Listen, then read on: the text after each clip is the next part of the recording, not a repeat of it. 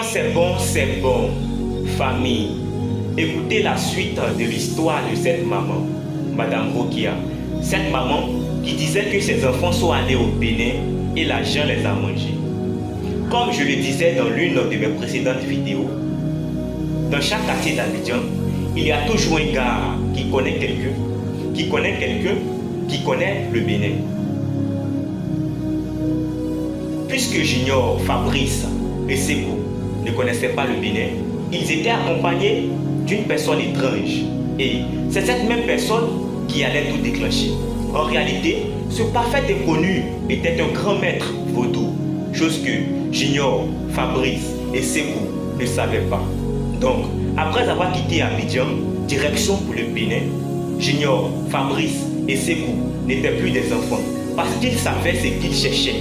Ils savaient aussi ce qu'ils risquaient, mais ils ont fait semblant de ne pas savoir jusqu'où ça pouvait aller. L'inconnu les a laissés parler de richesse, de revanche sur la vie, des maisons à construire. Il les a écoutés, puis il a cassé le rêve d'une seule phrase. Ce que vous cherchez demande en sacrifice la personne que vous avez le plus cher au monde. C'est là qu'il a été démasqué. Junior, Fabrice et Sekou avaient subi plusieurs épreuves, dormi dans des cimetières et même couché avec des cadavres. Mais ils ne s'attendaient pas à cette ultime épreuve où, comme quoi, ils devaient sacrifier leur seul et unique mère. Au départ, Junior, Fabrice étaient contre, mais Sekou, lui, était déterminé. Il voulait la richesse à tout prix. Il se porta volontaire d'exécuter le pacte.